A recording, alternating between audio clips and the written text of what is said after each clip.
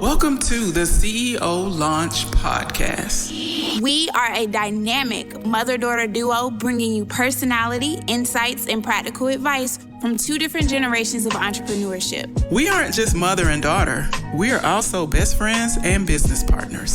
I've watched my mom help thousands of entrepreneurs start the businesses of their dreams, including me.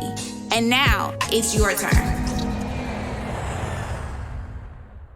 Hello, CEO Launch family. Welcome back to episode 40. Woo, woo. Like, wow, 40 episodes we made it to 40 episodes. Wow. This is awesome. So, last week, we talked about being overprepared, and I told a very interesting story about how overpreparedness showed up in my life. But this week, we are going to be talking about what it looks like to hire your friends and family members. So my mom's going to kick us off with a little story because she's kind of the OG of this. So go ahead and tell us about your experiences. Well, thank you, ma'am. So as you know, most of you know I have an accounting firm, and we've been in business now for about 20 years. And so we've been in business for 20 years. And I keep forgetting that is something key. I need to keep telling myself that girl, you really have done this for 20 years. But anyway, yes.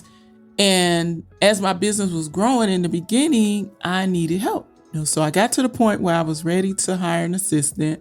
And my mom has these amazing office skills. She's done customer service. She worked for the phone company for 30 years and retired. And so she had these amazing skills. And I'm like, Mom, why don't you come work for me? And she's like, nah, I don't want to work for you. And so I hired an assistant, and it worked for a little while, and then it didn't. And then I think I hired 2 people. And after my second person, I was like, Mom, will you please come work for me? And so she's like, okay, fine, I'll come. So now what she tells people is she doesn't work for me, she works with me. I'm like, whatever it takes, because let me just tell you that us working together works. We weren't really sure what it was going to look like. And it kind of felt weird too, being, I'm the child and she's the parent, and I'm kind of telling her what to do type thing. So that was a little weird dynamic at first, but it worked out. Now, most people will think when it was just the 2 of us, it was absolutely no issues. It was just me and her. Then as the firm grew, a lot of times, one of the biggest things for me was worrying about whether or not the other employees was going to feel like there was favoritism with her. And honestly, because my mom is a unicorn, she's just that person. It didn't matter that she was my mom. She didn't come to work and kick her feet up. She came to work and she worked. Yeah. She did what she was supposed to do. And I think that that's the thing that made it different. And that's the thing where a lot of times people don't even know it. So when I had a brick and mortar office, and people used to come into the office and they saw her. As soon as they saw her, they knew that we were related because you could see the resemblance. And there are even some people who may have heard her on the phone and they thought it was me pretending to be somebody else. Oh no, Bernadette, that's not the office right now. It's isn't this Bernadette? No, this is her mom. So a lot of times people have thought that she was me pretending not to be me or something like that. But for the most part, most people don't even know until I tell them that she's my mom. Especially now that y'all are virtual. Yeah. And so, now that we're virtual and nobody's seeing us on a regular basis, they really don't know until. And it's so funny. I was talking to a client the other day, and this is someone that I've been working with now for about 3 or 4 years. And he said, Miss Betty is your mom? He's like, listen, I did not know because she just has everything all together. I had no idea that was your mom. I wanted to share that because a lot of times people are hesitant about possibly hiring family members or hiring friends in your business. And sometimes it's rightfully so. But I just want to share a story of an instance where it worked. Yeah. And I do think, it's not for everyone. A lot of times people are like, don't do business with your family and don't do business with your friends and all of these things. And even if we go back to the episode, I think it was episode 37 when we talked about how it's not personal, it's business. A lot of times when we do business with family and friends, whether we're hiring them or maybe they have some type of service that is needed in our particular businesses, it can get a little difficult because you're managing multiple relationships at once. Having to have a professional relationship and a personal relationship with someone, it can work and sometimes it can't. I think about, I don't watch reality TV as much, but I know when I used to watch the beginning of like a Love and Hip Hop, one of the things that one of the characters struggled with was like her husband was her manager. And for him, his wife was his artist. And so they would kind of get into it a lot because it's just like, you did something at the dinner table and now that kind of translates into us doing business together and doing deals and all of those things because it's difficult for most people to be able to separate the personal and the professional. But you know what? I think that managing multiple relationships require a level of professionalism that some people just may not have. And then I think sometimes when you were talking about that, because I had a business with my ex, and so having a business with someone that you're in a relationship with can be difficult. I think that kind of relationship, because it's almost like you're always on. Yeah. Because you're either working in the business or you're in the house kind of dealing with life stuff, house stuff, and business stuff kind of comes up. That was the challenge for me. Yeah. It's like having to always be on. But I have lots of professional relationships with family and friends.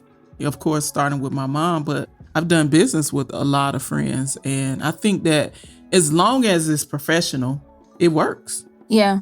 Honestly, when you were talking about kind of being on, I think it made me think about how one of the things that Abijah and I talk about a lot is how we know how we are and that it just would not be a good idea for us to go full on into business with each other. And it's just same. it's just like we know that about ourselves, that we work well as life partners. Like we do a great job of supporting each other and showing up for each other.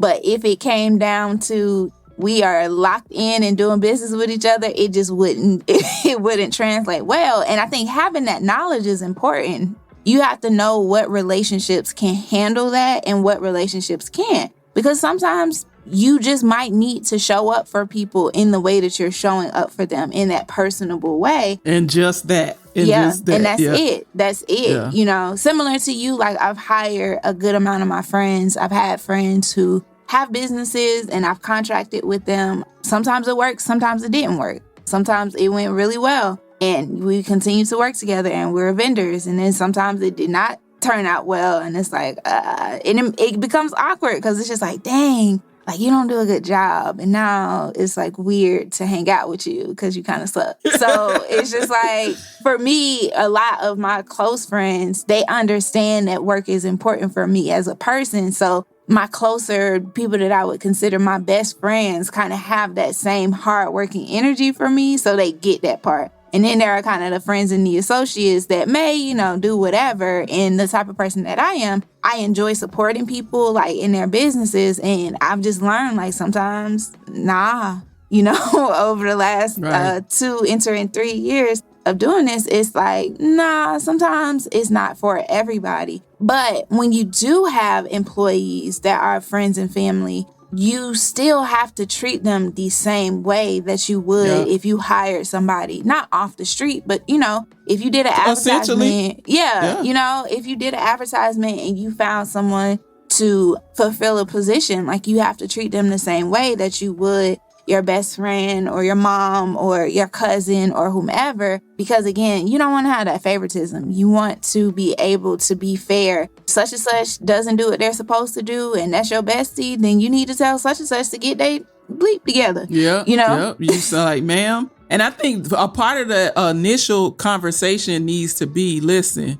you got this job because you my sister, or you got this job because you my best friend, but I will fire you if you don't do your job. And I think that, of course, you're going to say it. Maybe you'll say it a little more professional. You know what, though? I think you brought up a good point. Don't give people jobs because they're your whatever. Give them jobs because they can do whatever it is that you want them to be able to do. Like, I know one of the reasons why. I think that I don't want to interrupt you, but I don't want to But you forget this did. because I'm old. Go ahead. Yeah, but I might forget if I don't interrupt you. But but if I give you the job because you're my daughter and you also are able to do the job, I don't think there's anything wrong with that. Now, Okay. people call it nepotism and all of that. So I'm not saying that you giving people jobs that they can't do, that they're not a fit for. Yeah. Okay, that clarification makes a lot more sense. Yeah. Getting people to do stuff that actually aligns with what they're capable of doing makes a lot of sense. Like even what you said with grandma, she had a lot of office skills. So it didn't necessarily make sense for you to be like, okay, Mom, I want you to be an accountant. But yes, I need an executive assistant. Like that would be an area where she excels in, and she does excel in it. So I think this probably is a good time for us to get into the takeaways. Having those boundaries and those expectations up front is super important when it comes to having family and friends as your employees or as your contractors or what have you. In career development, we have this phrase or definition called role clarity, where people understand like what it is that they're actually supposed to be doing when they're working. Please do not give your friends and families willy-nilly jobs. Like, oh, I just need you to do a couple things here and there. I'll tell you every day what your to-do list is. Like, give them actual clarity on what it is that they're going to be doing in your organization and how they're going to be supporting your mission and your goals and things like that. Treat them as an employee. And if you don't do that for your employees, please start doing that, because they probably ready to quit if you just all over the place. I think that once you've established those boundaries and expectations up front, it clears up a whole lot. And we talk a lot about boundaries on this show, but boundaries are something that kind of play a part in every aspect of our lives. They do. I think the second takeaway that we had was to make sure that it's a cultural fit and it's a skill fit. And you're not just doing this person a favor, because the reality is if you're hiring this person because they need a job, you're not really doing them a favor if it's not a fit for them, because essentially you're putting them in a situation that's going to frustrate you, potentially frustrate them, and set them up to fail and potentially damage your relationship. Yeah, and potentially your business. If you have people doing things that they don't have the training, experience, and expertise in doing, you are likely going to spend a lot of time either teaching them how to do these things or correcting the mistakes that they make. Damage control. When they do these things, which then takes you away from the things that you could be doing and prioritizing in your business. Because ideally, I would imagine that if you added somebody on, the purpose and the intent of doing that was to alleviate some of the tasks that you would traditionally do so that you have time for other things. So just make sure it's not a favor, and make sure that they are people who can get the work done. And I think the last takeaway kind of goes into that, because it's about ensuring that there are shared goals within this. I mean, really thinking about it as a partnership, which is what most employee-employer relationships are. What is the shared goal? Even though it's a job, they should still be able to grow with you and your business, and they should also help your business grow because they are there. So making sure that everybody's clear on, this is what you're working towards. This is what we're doing. Me and you talk about strategic plans a lot, and we talk about KPIs, and something that's really important. And if you don't know what KPIs is key performance indicators. Something that's important for strategic planning and tracking your goals is like with hires, making sure they have their own individual KPIs. How do you know that they're going to be successful and that they're being good at this job? And how do they know it? Because sometimes, I think sometimes with jobs or positions or whatever, the person might feel like they're doing their absolute best and they're doing a good job. You're over there banging your head like, oh my gosh, this person is terrible. But if you don't have any measurements, KPIs are measurements, they're things where people can measure themselves up against that. If you don't have those things, then you kind of doing them a disservice there too. Yeah. And this is a bonus takeaway. Something else that is very important when you are hiring people in general, but especially your friends and family, is creating some type of feedback loop.